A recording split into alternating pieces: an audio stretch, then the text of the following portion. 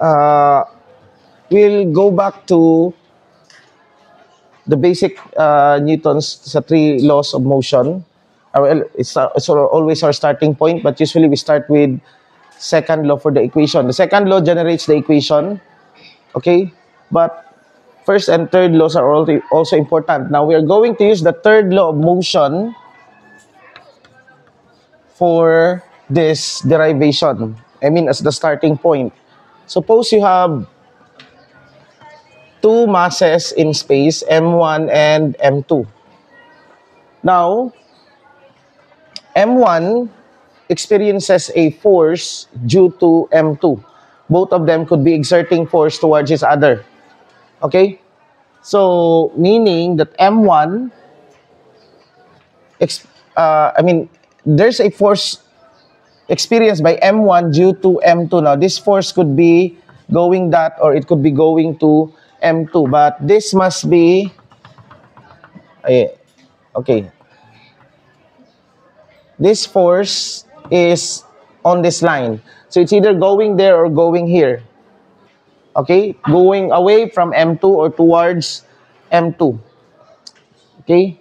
But it should reside only on the line that connects M1 and M2.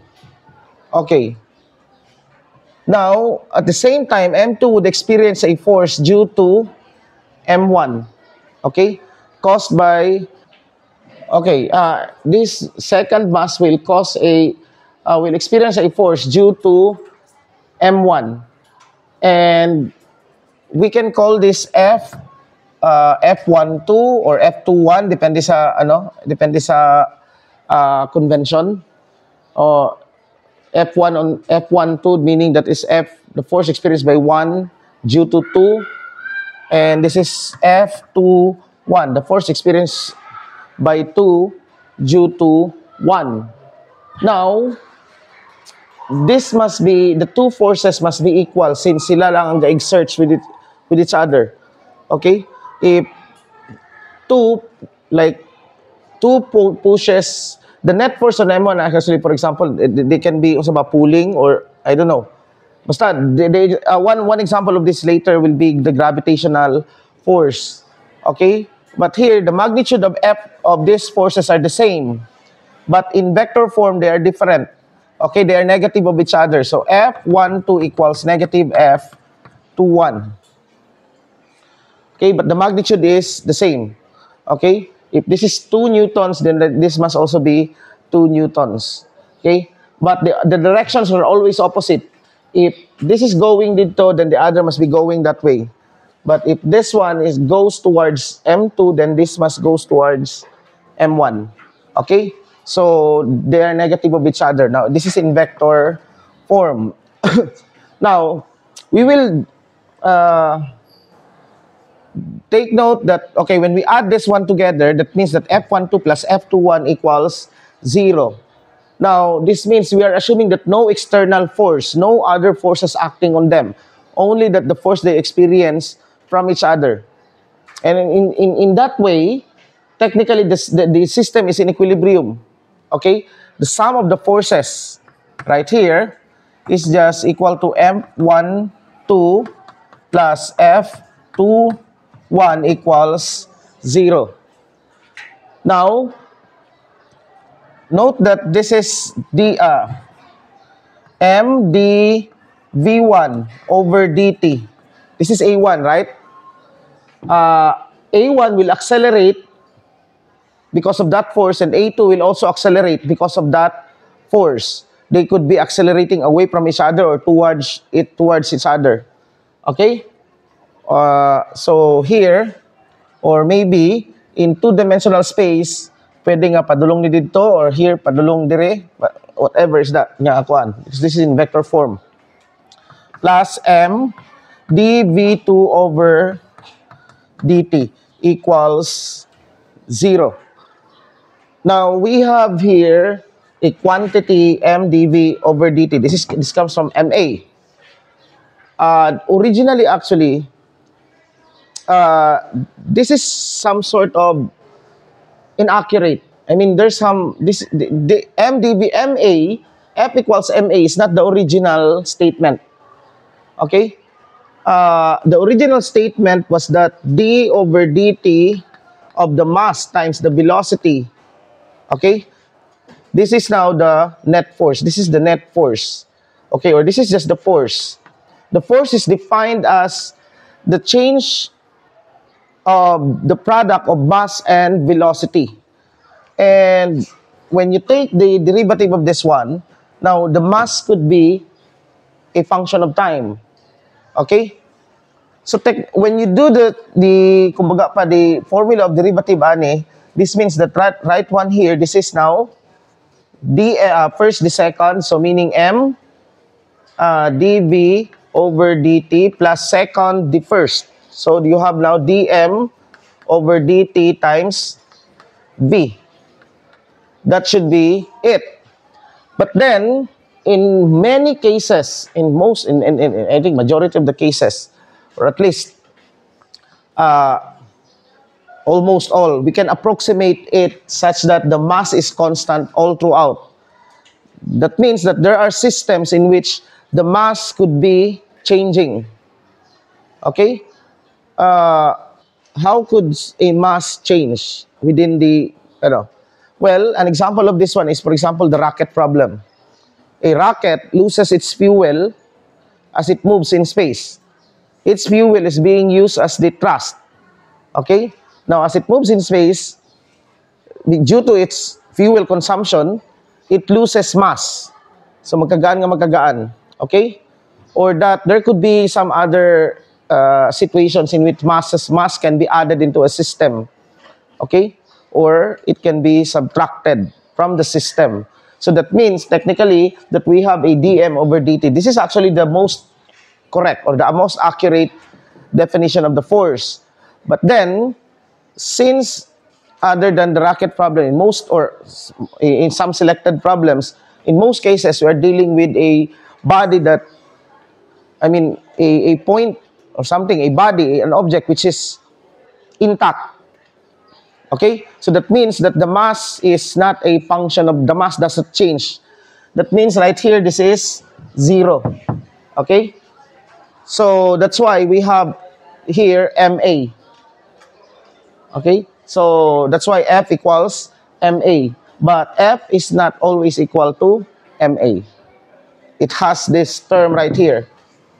Okay? It's only true F equals ma if dm over dt is 0, meaning that we have an object which is intact, in which most of the system that we talk about is that this is intact. Now, we actually define this. This is this is the original nga, We define P as the product of mass and velocity, and this is actually called the momentum,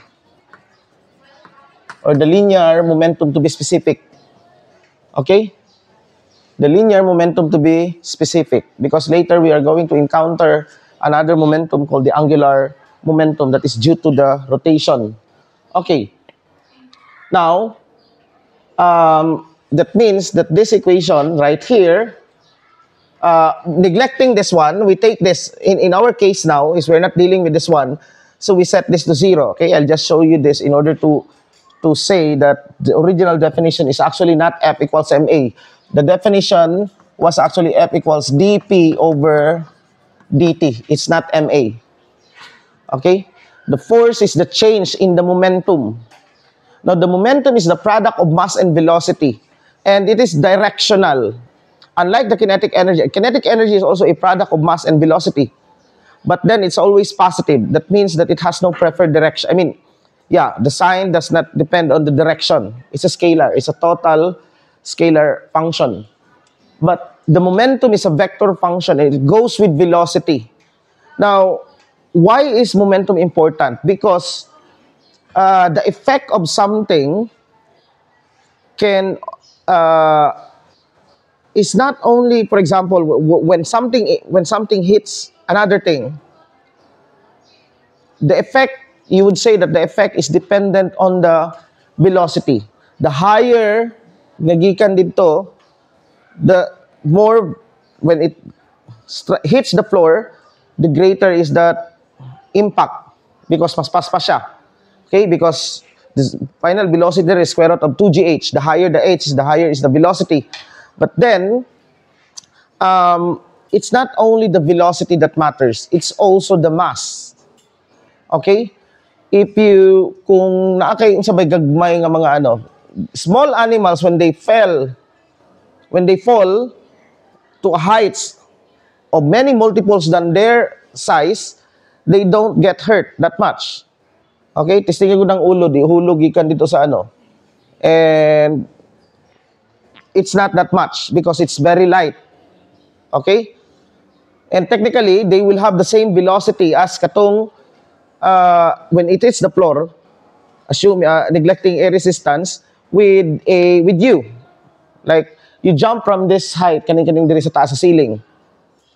And compared to the kaning ulod, that earthworm maybe it will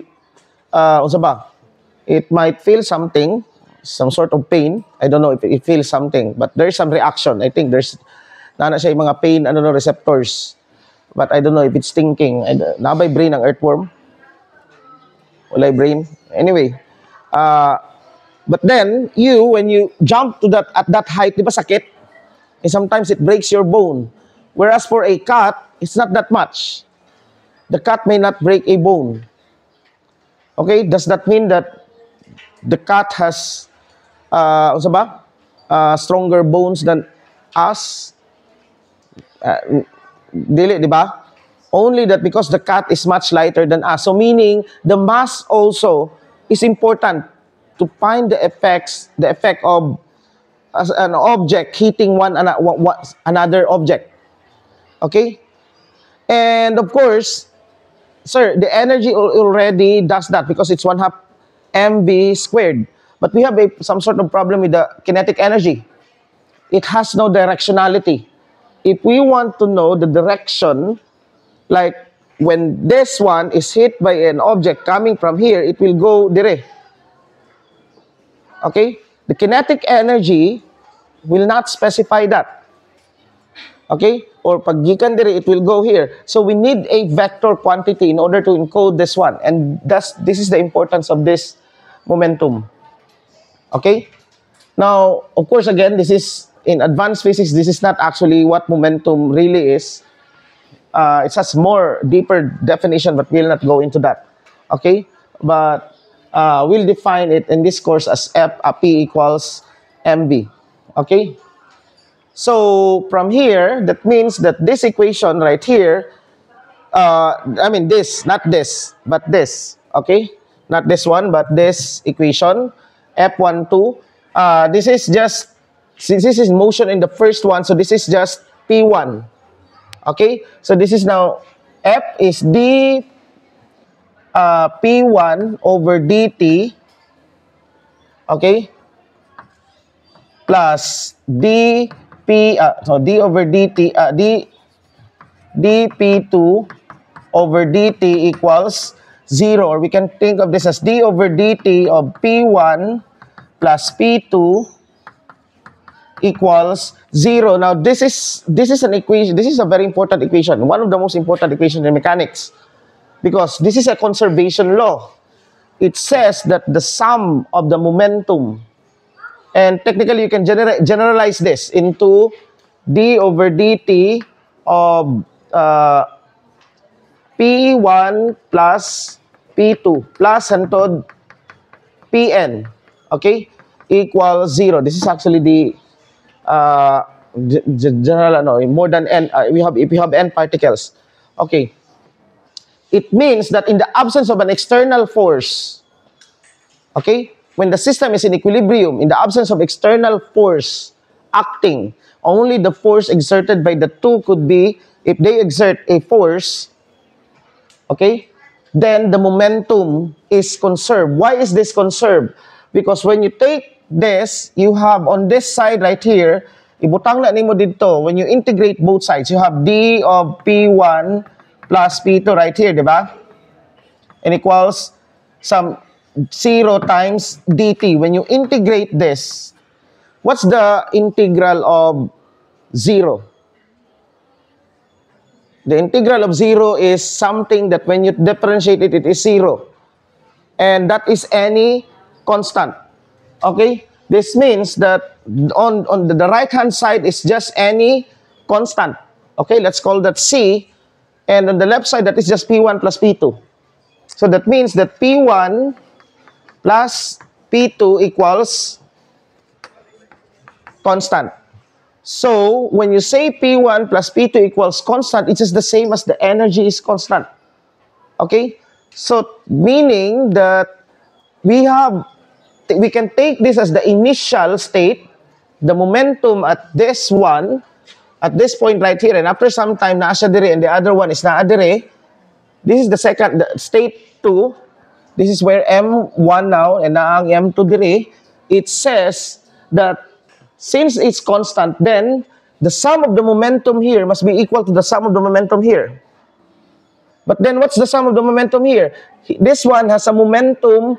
Okay, let's take this to be traveling at V1, and this could be traveling at V2 initially. And on the second snapshot, this could be traveling at V1 prime, and this might be traveling at V2 prime. So here, you have a momentum right here. What's the momentum there? That would be M1 V1 prime. Okay? Or P prime. So this means that this equation is actually equivalent to P1 prime plus P2 prime. So this law right here, or in general, if you have N, you have plus N, hantod plus N dire, is what we call the law of the conservation of momentum. The law of the conservation of momentum. So, law of conservation of momentum. So we have now two conservation laws, the conservation of energy and the conservation of momentum.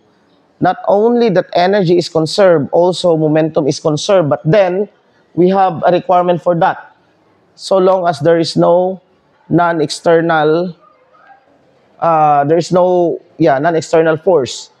Okay? Now, if you spell this out using the mass and the velocity, that would be M1 V1, or ako na lang, hindi na ako ikuha ng vector form, so you have plus M2 V2 equals M1 V1 prime plus M2 V2 prime.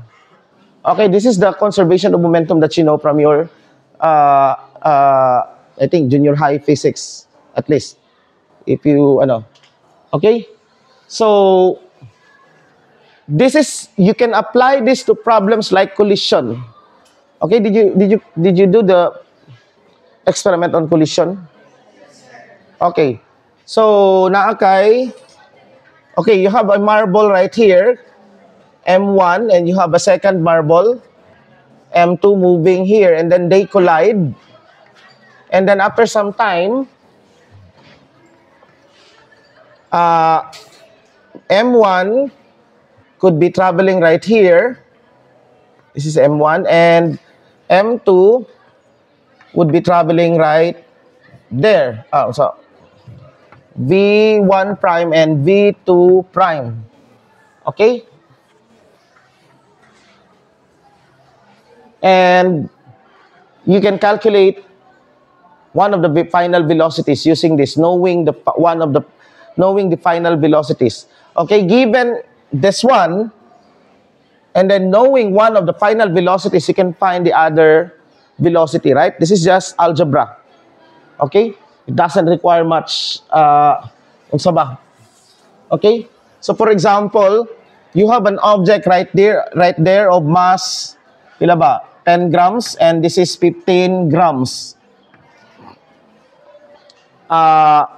So they collided, and after some time, this one moves at padulong dire at this moves at the second one moves at sa ba? Well, initially at so think ko anon be 2 meters per second, and then this could be so ba 3 meters per second, and after right here one is moving at 4 meters per second. So find now V2 prime. Okay, I think this was your experiment. Something like this. Okay. So, well, from this formula, what is V2 prime? V2 prime is just equal to, you have now M1 V1 plus M2 V2 over, I don't know, minus M1 V1 prime over M2, right?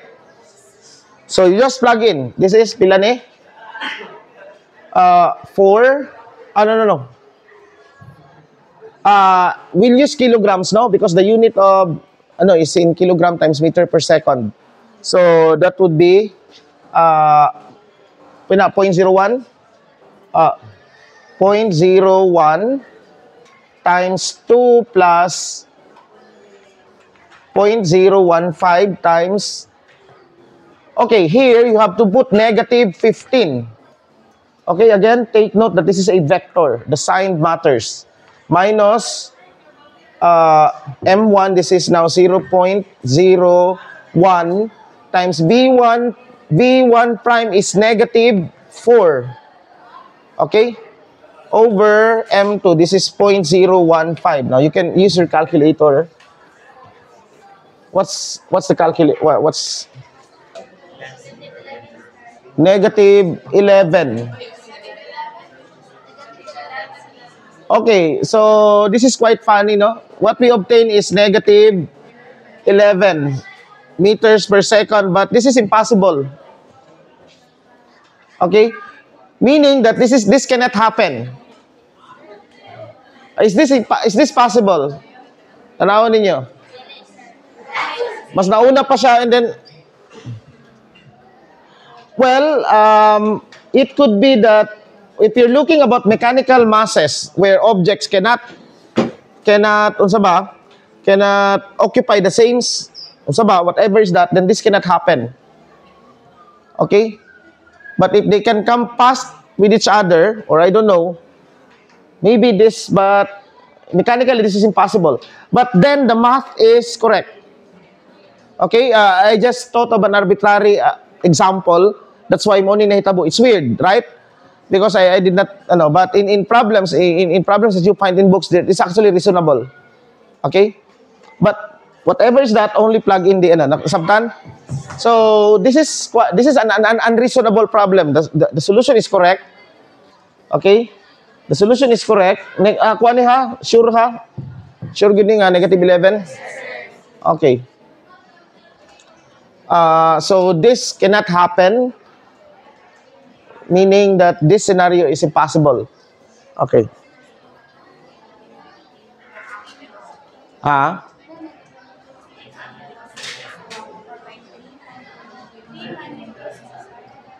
Okay, nganong negative 15 dire? It's going to the left. Okay? You have to take note of... okay, sorry. Mao di ay. Okay. Okay, thank you for that. So, this is negative 3. So, pila answer? Positive 1. Okay, thank you. So, yeah, mao na you have to pay attention kay wala ko gakakuan. 1 meter. Oh, so this is now possible. Okay? Tingala ko. Okay. So, kani mga nakita god naka diri sa arrow ba? And I commit, I'm vulnerable to mistakes. Malibat ko usually. Okay? Now, nasabtan. Okay, now we go into, we have 2 types of collisions, okay? Isa naman ka S, no? Sakto? Is this correct spelling? Okay. We have a perfectly elastic and perfectly inelastic, and actually somewhere in between. In fact, we have this what we call elasticity index, but we are not going to deal with the elasticity index E. What we want is ato lang hindi lang perfectly elastic or perfectly inelastic. For a perfectly elastic collision, perfectly elastic, we need two conditions here. Conservation of momentum, meaning the sum of P equals constant. The sum of Pi is constant. That's the first criteria. And the sum of Ki, or kinetic energy, or we use T, right? Or Ki na lang para ano. Ki equals constant also. So, not only that momentum is conserved, also the kinetic energy must be conserved. Okay? Conservation of, the two, perfectly elastic. So, for example, in our example, katong ganiha, is it a perfectly elastic collision? Okay? So, let's check. What's the initial, 1/2 m, 1/2 times, what was the mass? What was the first mass? 0.01 times, what was, the velocity? 2 squared plus 1/2 times 0.015. Now, the negative now will not matter. Negative 3 squared. So, what is this?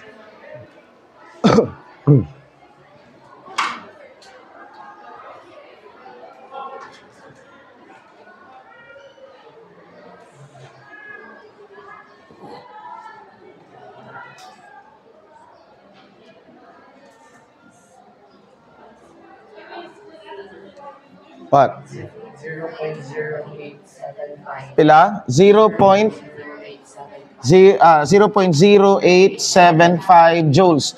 Now, how about the kinetic energy of the final? This is 1/2 times 0.01. Sa itong dire? Negative 4, no? Squared plus 1/2 times 0.015 times 1 squared.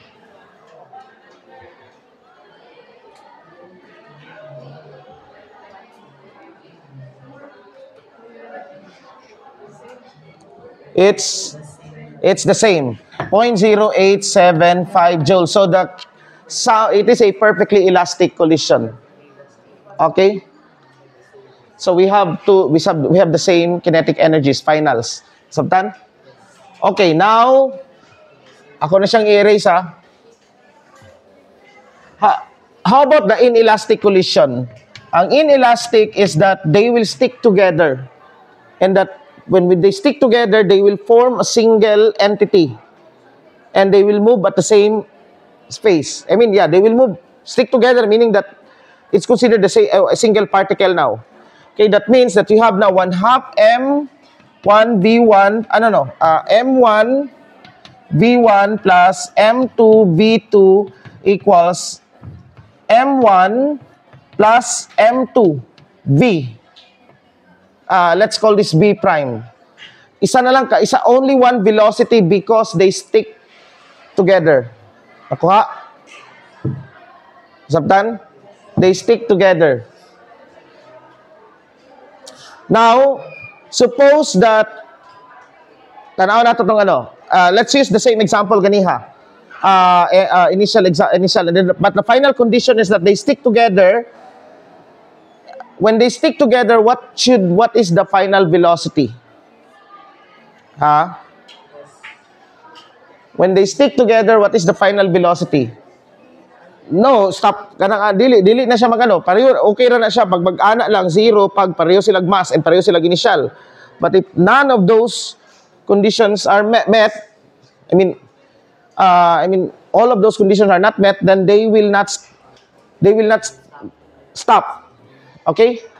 So, let's look into this one. What is M1?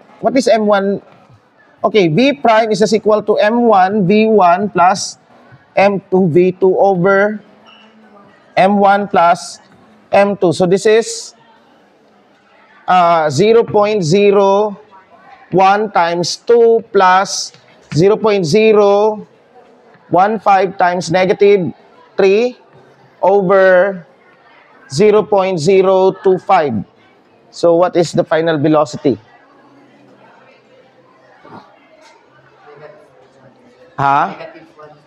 Negative 1. So, the final velocity is negative 1 meter per second. Kindly calculate po ng uban kay para ma-confirm na to. Okay? negative 1. Now, let's calculate the final kinetic energy. What's the final kinetic energy right here? KE after equals, or after, or F na lang, final, equals, what? 1/2 times M1 plus M2, because this is considered as one mass now, one particle, times V prime squared. So this is equal to 1/2 times 0.025 times negative 1 squared. So, pila siya? Just 0.025 divided by 2, so 0.0125 joules. What was ganiha? 0.0, sa itong ganiha dire? 875 joules. So, it reduced to, okay? And in reality, actually, in reality, we have always a decrease in final kinetic energy. Whether you measure it or not, you would know that there must be in reality. Okay? This is the perfect, is an ideal setting. But it does not happen in reality. Why? Because as the two objects collide, it could happen if walay kanaganing usaba. There's no actually energy loss, so it's impossible to happen in but we can approximate that this is true for many, when the energy loss is not significant. Now, why do we know that it is always an elastic collision? Not always, not perfectly. Because once the two objects collide, you hear the sound. It takes energy to produce the sound. That energy is taken from the loss of energy. Okay? The difference of this, and not all of that, because some of those energy will be transferred to the vibration on the floor or whatever. Vibration of the object. So part of this, when you subtract this one, part of that, okay, is used to produce the sound. Now, the louder the sound, the greater is that energy nga pwede maano. Okay? So, we can just approximate perfect elasticity. But technically, in reality, if we want to be strict,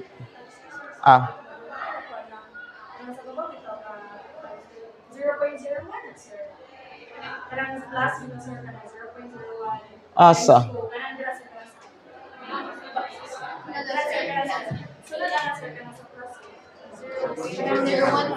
1.5. Okay. So, anyway. So, morning kuan. This is a short topic. All you have to do is identify and then take note of the vector sign. Okay, now, let's go back to the form of the second law. F equals, what's that to? dP over dt. Now, let's discretize this one. We know that if we discretize this, then this is just equivalent to dP over dt can be approximated. If we measured not in the instantaneous, but in the average, so this is delta P over delta T. So, F delta T is just equal to delta P. Or what is delta P? This is just M. Oh, okay. M, and then we are considering one mass here. Only one mass. So, M, this is now VF minus VI because this is M delta V. Assuming again that the mass does not change. Okay? So, this one right here, F delta T. F delta T is defined to be the J. This is called the impulse. Okay? And the impulse is important. Now, what do you say about the impulse? Is it a vector or not? Based on the formula. Is it a vector? It's a vector. Delta T is scalar. F is a vector, right? Now, the M, tanawa, it's a difference of two vectors. PF minus PI, tama? Or MBF minus MBI. These are two vectors. The difference of two vectors are vectors. That means that impulse has direction. And it is directed as to asa ang change in, where is it directed? Okay? Where is it directed? Is it directed in the final velocity or in the initial velocity? Or depends? Mao na ang kuan karon. Okay? Now, think of this. If this is negative, impulse is negative. Right? Meaning, if there's a decrease in momentum, the impulse will be negative. Meaning, kung sa ibot pasabot, Vf is less than Vi. Okay? But, suppose that not necessarily the kaning Vf less than Vi, let's look at into the speed. When Vf is less than Vi, when Vf is greater than Vi, when Vf is greater than Vi, then the impulse is positive, right? Pero technically, ang kuha natoan is that take note that this is a vector. Okay? It is directed in the change of momentum. Now, the change of momentum is when the magnitude decreases, it's towards the negative. Okay? Look at this one. Okay, let's take this is now a vector. Okay? And let's understand impulse physically, because this is the mathematical form. But what is this in physics? The impulse is defined as the amount of time in which the force, not the amount of time, because the amount of time is time. It's actually the effect of a force, no? It's the effect of a force when this force is being applied by an amount of time, delta t. Okay? Now, tanawan niyo eh. The greater is delta t, the greater is the impulse. Meaning the greater is the effect. The longer that delta t is being, is actually being applied, the more that it will change its momentum. So, for example, if you push something, if you apply a force to two objects of the same mass, apply a force of 10 newtons here and apply a force of 10 newtons here, both initially at 0, no? At rest. When you apply at 10 newtons of force, then the effect of this force will depend on how long you are applying this 10 newtons to this 10 newtons to the velocity. Okay? To the object. Why? Because if you apply this for 10 seconds and you apply this for only 5 seconds, that means that from here to here, let's say this is 5 seconds dire, they will have the same velocity. But then, you release this after 5 seconds. You kumbaga pa, you turned off the force. Then, whatever is the final velocity at this point, it will proceed right here at a constant velocity of that final velocity, right? So, for example, if the mass is 1 kilogram, what's the final velocity here? Okay. What's the acceleration? Tanaw na to. Acceleration, A is equal to F over M. So, acceleration is 10, no? Meters per second squared. Okay? Sa ato pa, what's the final velocity? So, Vf is equal to V equals V naught plus AT, right? So, this is 0 plus A, 10 times T, 5. That would be 50 meters per second. So, from here, and what distance is this? Tanaw na to. Unsa ning X, ani? We want to, okay, the problem is that two particles of the same mass and starts at 0. Now, a force of 10 Newton is applied to them, but one is after, ang isa, the first one is that after 5 seconds, the force was turned off. Whatever is that driving force. But the second one goes up to 10 seconds. Okay? Now, ang question there is that how far they have traveled in, let's say, how far have they traveled in, let's say, this is 20 seconds. How far have they traveled in 20 seconds? So this is a quite complex problem, but it's actually easy. Let's find the final velocity. Okay, this one, what's the distance traveled up to kaning 5 seconds dire of the first particle? The distance traveled of first particle, let's call that x1. X1 is just v naught t plus 1/2 80 squared. So this is 0. This is just 1/2 times 10 times 5 squared. So pila?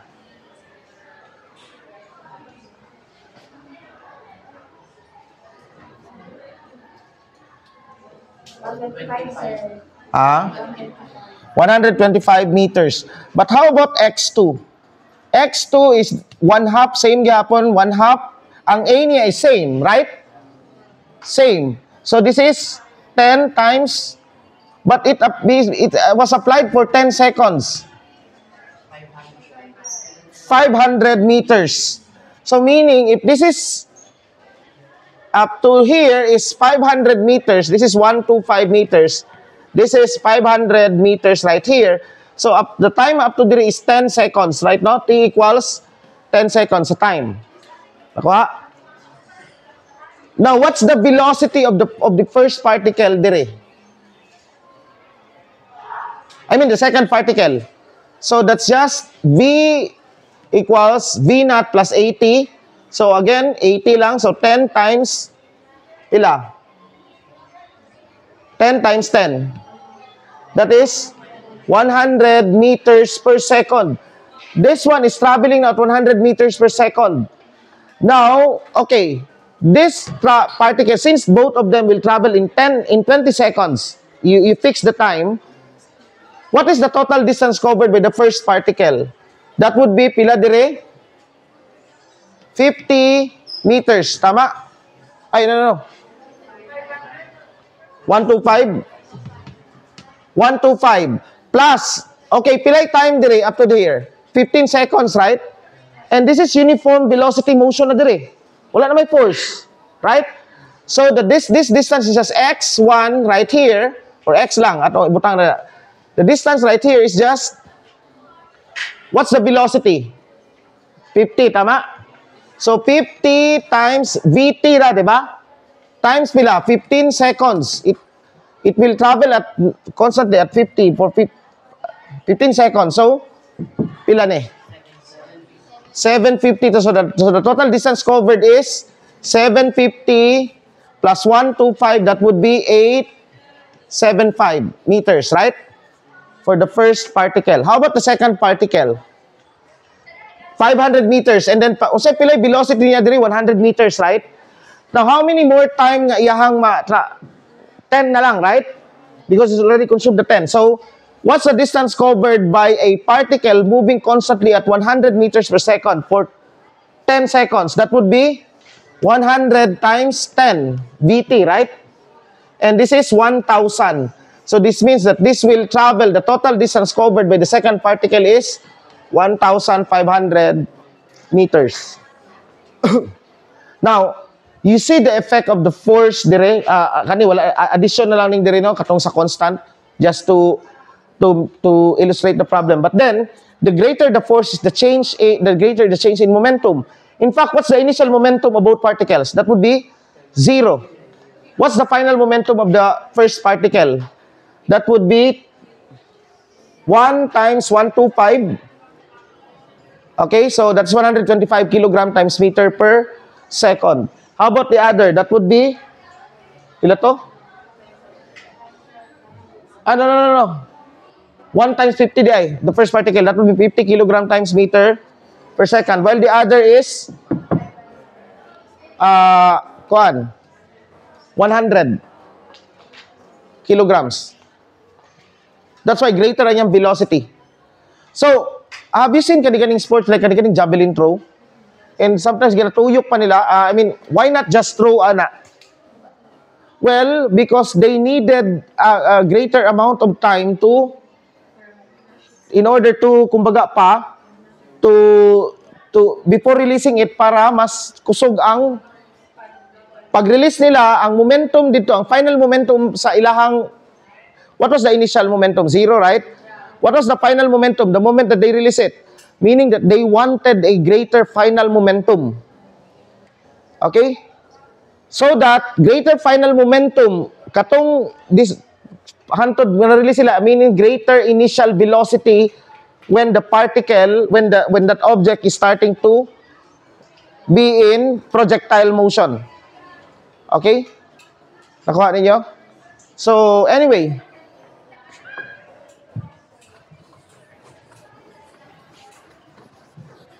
Now, this impulse is also important in designing things. So, kani mga shock absorber. The shock absorber is actually trying to increase the contact time. The contact time. What happens to the change in momentum? Change in the velocity. Tanaw na lang ninyo. What happens to the change in velocity when delta t is very small? Wait ha. What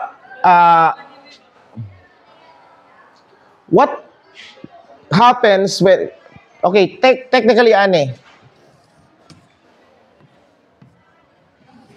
you have a particle which moves dire, strikes here at velocity v naught, same dire v naught, and then it stops here, v equals 0, and then dire pod kay 0 po ng velocity. Okay? Now, which one, assuming that at this point right here, the brake will produce the same amount of force. Full brake, the brake will produce the same amount of force. Not the same amount of force. Okay, but this, kumbaga pa, what's the, okay, ano na lang, I'll put a number here. V naught dire is 10 meters per second. Dire kay 10 meters per second. Now, it stopped within 5 meters. This one stopped within 2 meters. What is the impulse in both cases? Okay, first the impulse dire. Okay? Impulse is F delta T. So, this is, what's first, what's F? This is just equal to MA delta T. So, we need to find A. So, what's the acceleration? Well, we are given with distance, walay time. But we have final, so sa ato 2AX equals V squared minus V naught squared. So, that A is just equal to V squared, which is 0, minus what? 10 squared. So, 100 over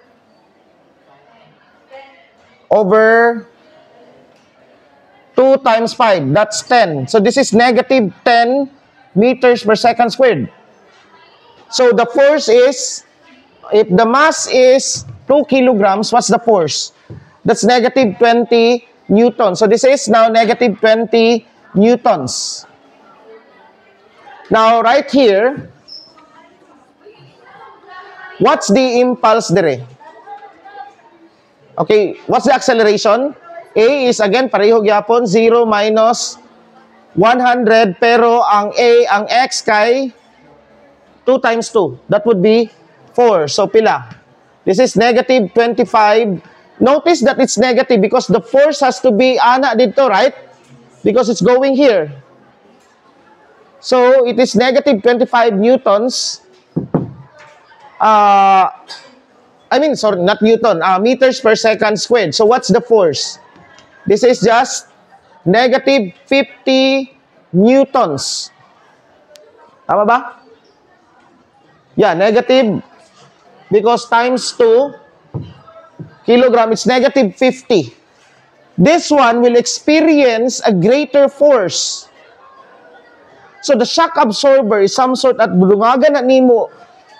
The shock absorber, what actually is 2 watt to increase delta T in order to decrease F. Because kung makita ninyo, what's the change in momentum? What's the change in momentum dire? What's the change in momentum? The same, right? The change in momentum is just depends on the final and the initial velocity and the mass. They have the same. Okay? So they have the same impulse. But both of them will not experience the same force. Okay? So, maunay kuan karon. Okay, ako lang kuan kadali lang yun. Both of them will not experience the same force.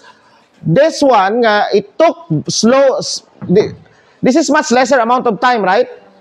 So, lesser amount of time, the greater ang force nga ma-feel. Now, mauna ang sa shock mo, the greater the force, the greater actually later when you go to pressure, it's the greater ang effect niya. Because what breaks things is not the force, it's the pressure. But when the actually pressure is directly proportional to the force, assuming area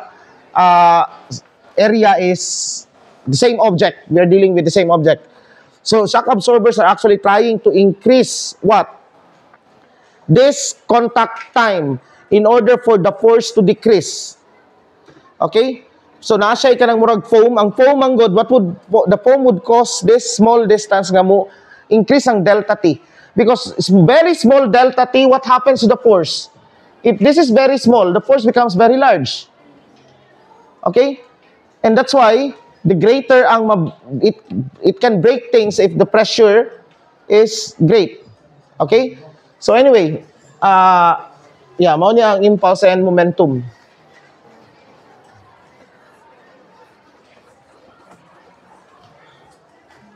So, kana na siguro.